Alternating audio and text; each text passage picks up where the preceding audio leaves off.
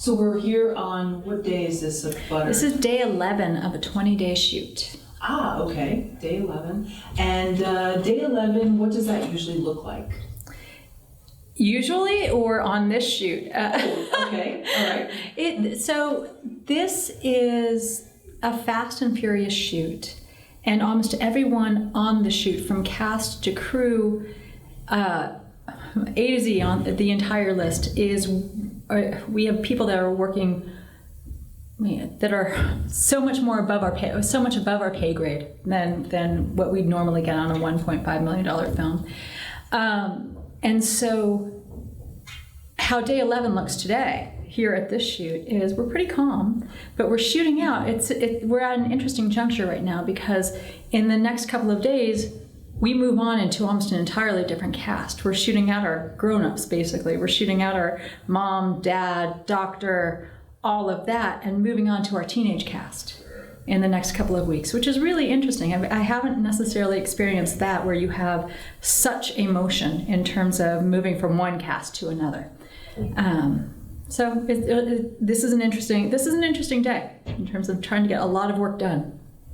Interesting, because then when we get the teenagers involved, there will be, of course, guardians or teachers and things on set. All of I say teenagers, but we have over 18 to play teens.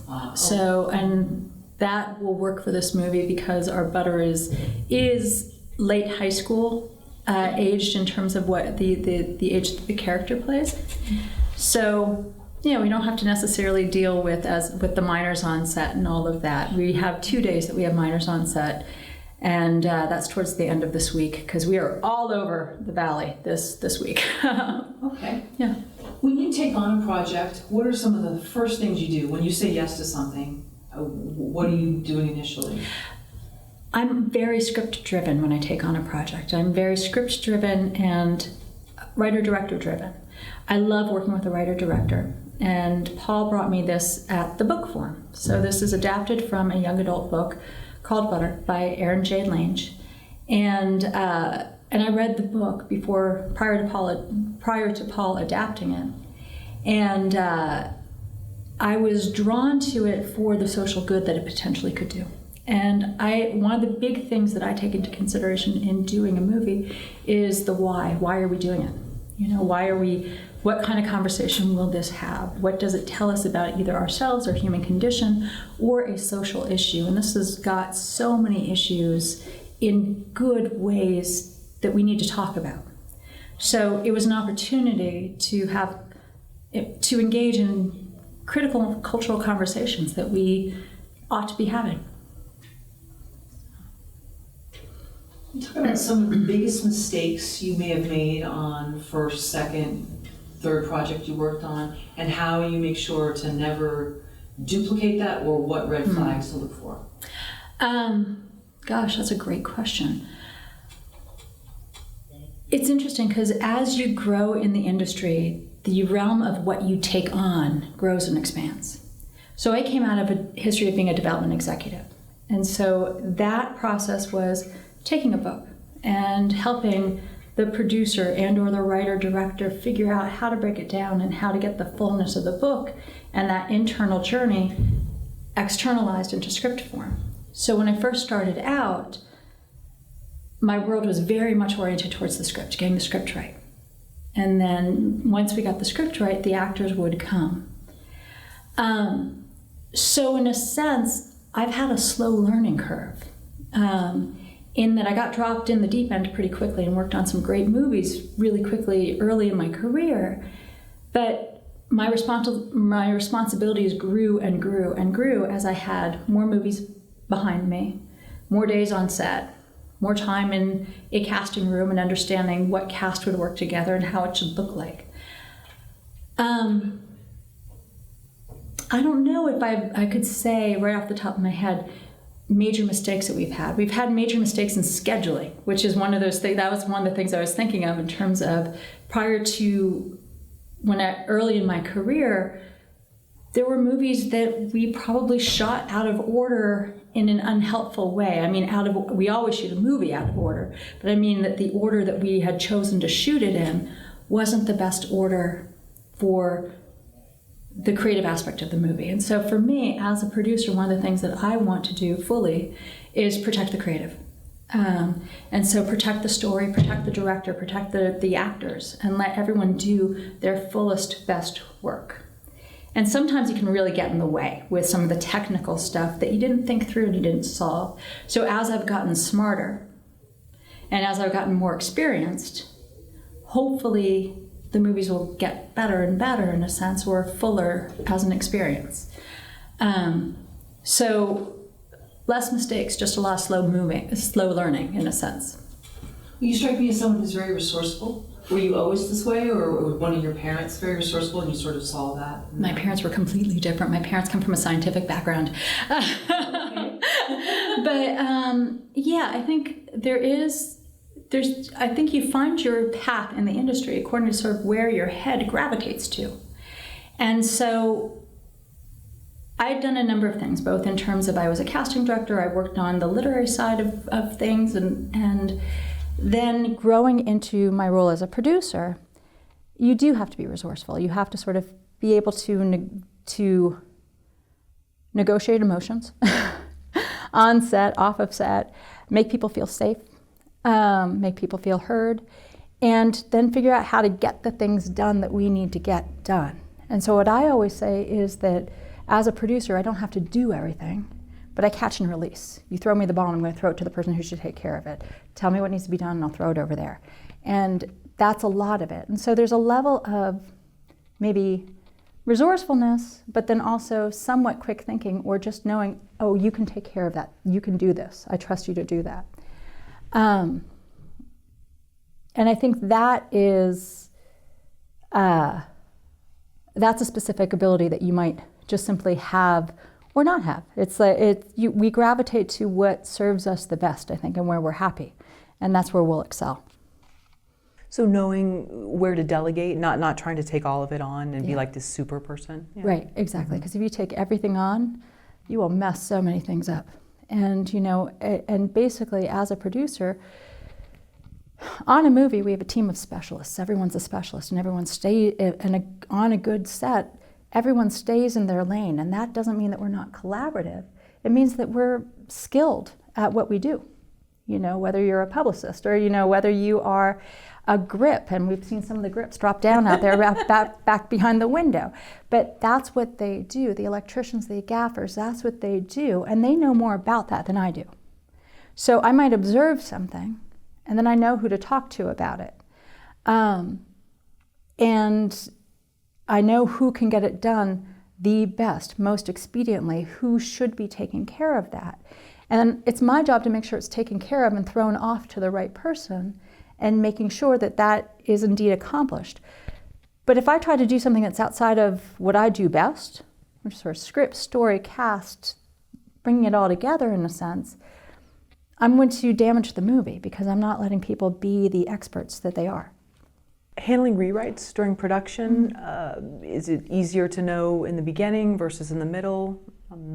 It's interesting. On this movie, this is such a short shoot at 20 days, and it comes from a book, so we aren't doing too many rewrites of material difference.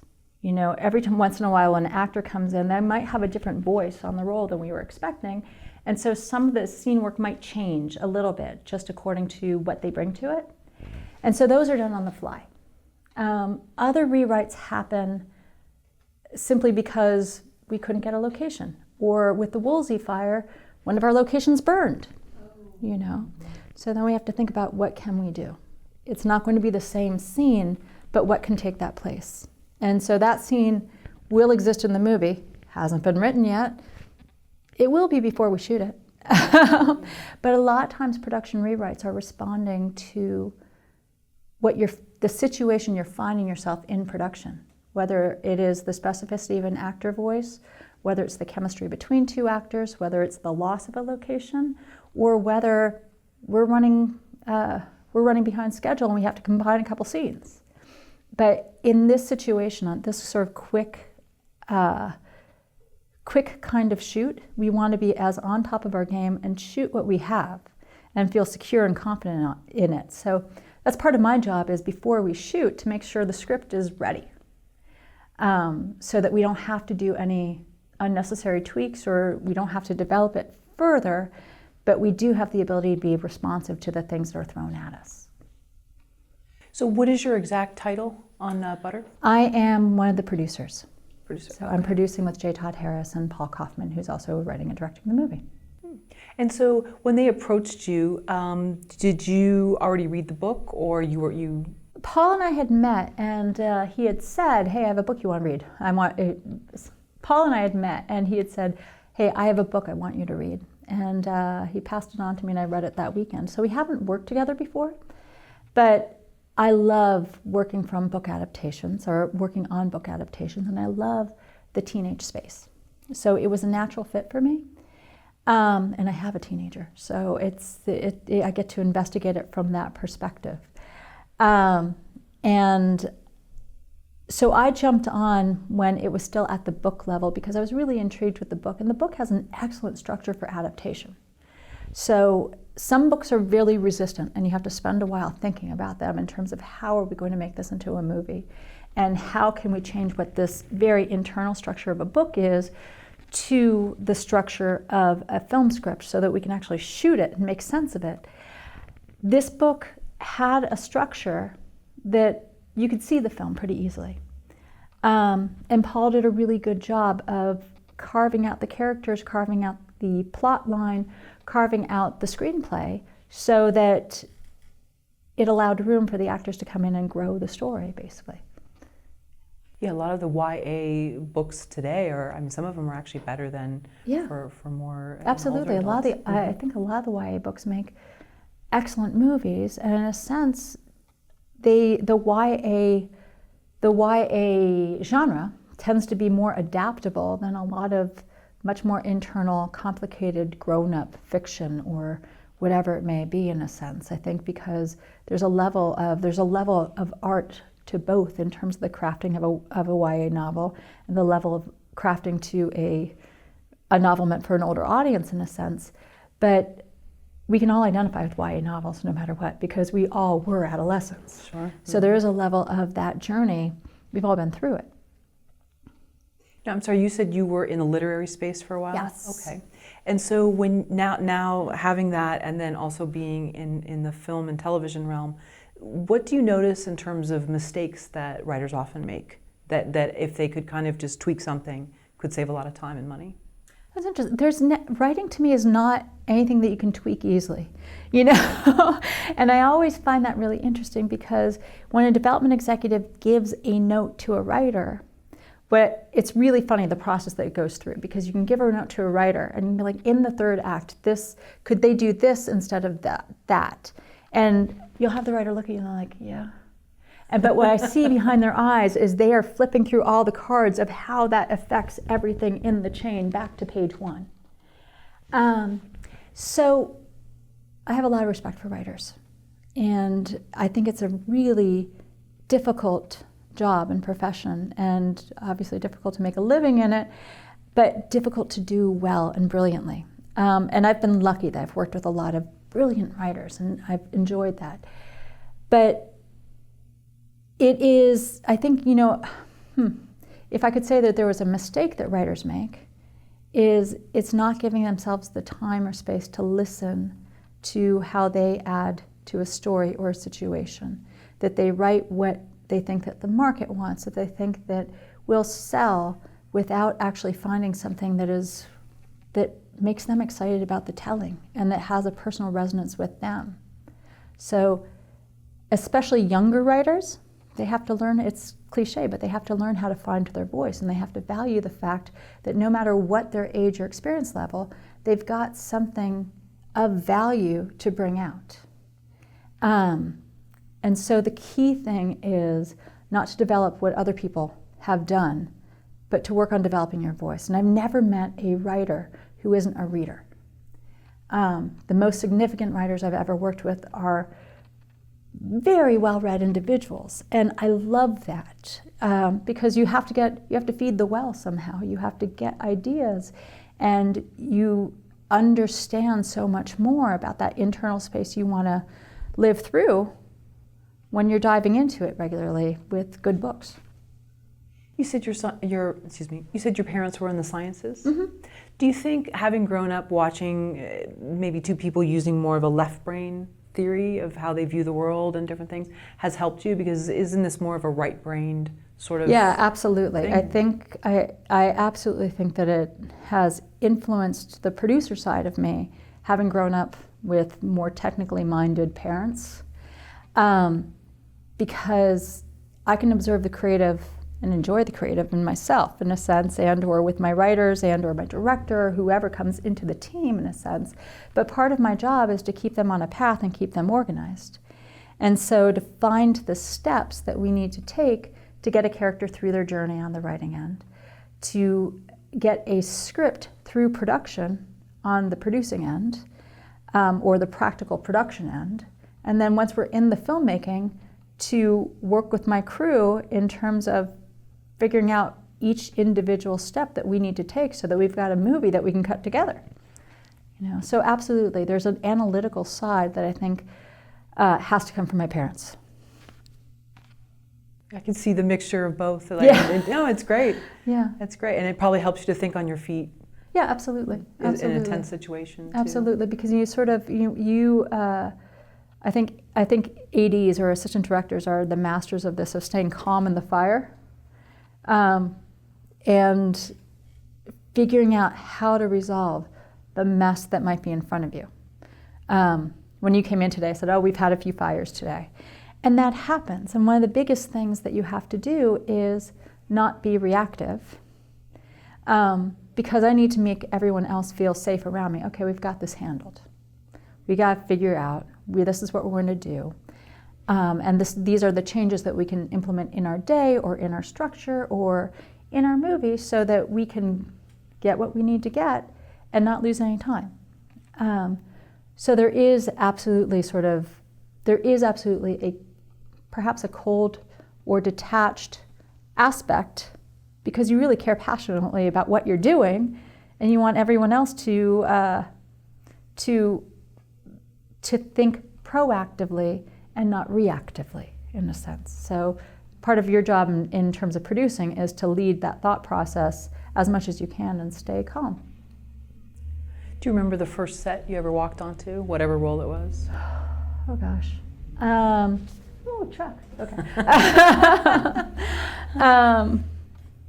Gosh. When I first started in the industry, I worked for a busy producer, and he had a jumble of movies all going all at once, and I can't remember what order things shot in, because the order that things get released in are not necessarily the order that you shot them in, because some movie might get held for, I think my first set I was on, the movie was actually held for release for about 1.5 years.